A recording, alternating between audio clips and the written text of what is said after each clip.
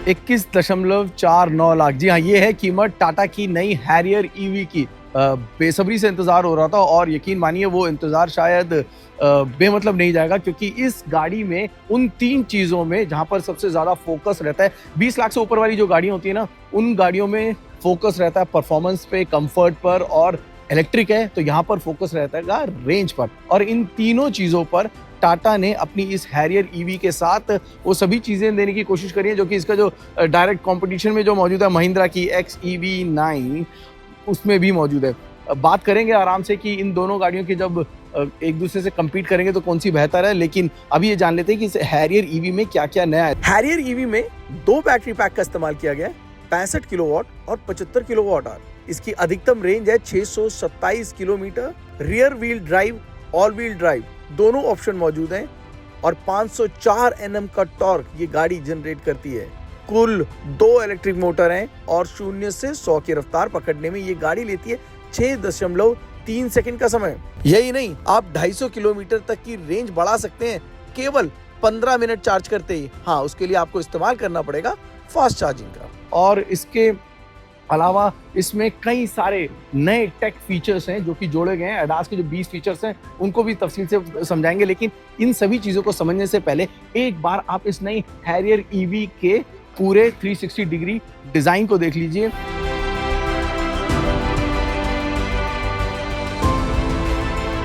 Tata Harrier EV के front में आपको दिखता है बेहद ही स्पोर्टी लुक, खासकर इसके कनेक्टेड DRLs जो कि बोनेट को एक सिरे को दूसरे सिरे से जोड़ते हैं। बीच में मिलता है आपको टाटा का लोगो, वेलकम एनिमेशन और गुड बाय एनिमेशन के साथ, और LED हेडलाइट्स जो कि गाड़ी को फ्रंट से रोचक बनाते हैं।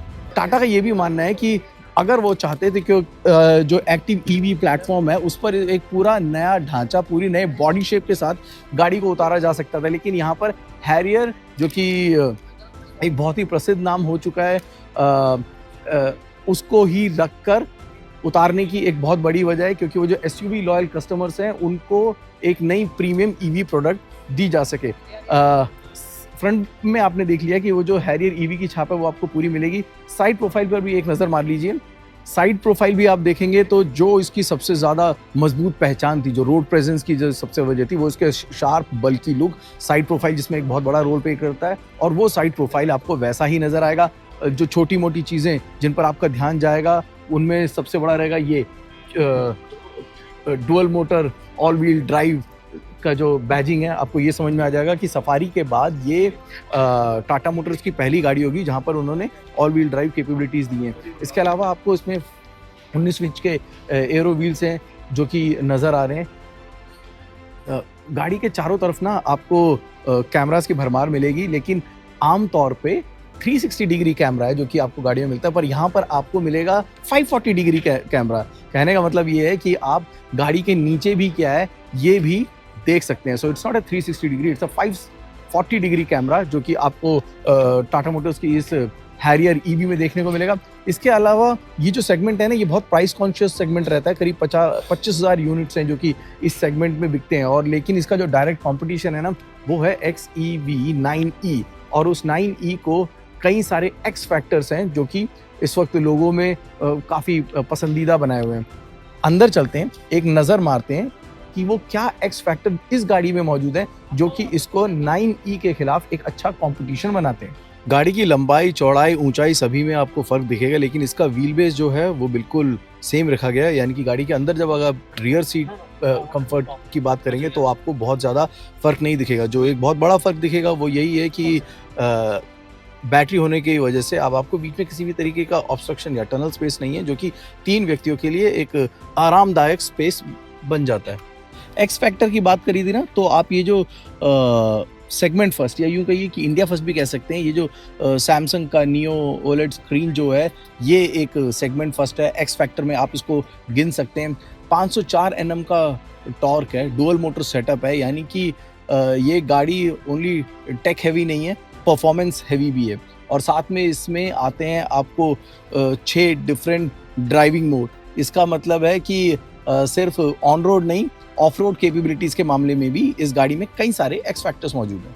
21.49 लाख की जो इंट्रोडक्टरी कीमत जो बताई गई है, वो सिर्फ इंट्रोडक्टरी है, बुकिंग इसकी शुरू हो जाएगी, लेकिन इसके जो बाकी वेरिएंट्स और पूरी प्राइसिंग है ये आपको कुछ ही दिनों में पता लग जाएगा, और तब इसके टॉप वेरिएंट का ऐलान होगा, और तब शायद समझ में आएगा कि XEV 9e के कंपटीशन में ये गाड़ी कितना बेटर परफॉर्म करती है।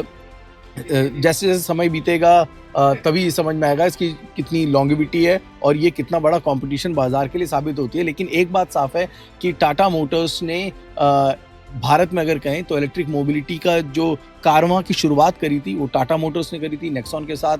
इसके पूरे लाइनअप में इस वक्त 5 गाड़ियां मौजूद हैं और ये छठी गाड़ी है जो कि इलेक्ट्रिक अवतार में उतारी गई है।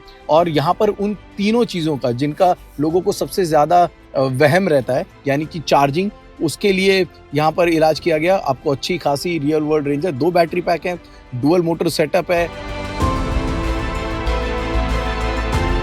आपको एडास के फीचर्स मिल रहे हैं, यानी कि ये वो सभी चीज़ें जो कि एक इलेक्ट्रिक गाड़ी को एक प्रीमियम गाड़ी बना सकती है वो सभी इसमें मौजूद हैं।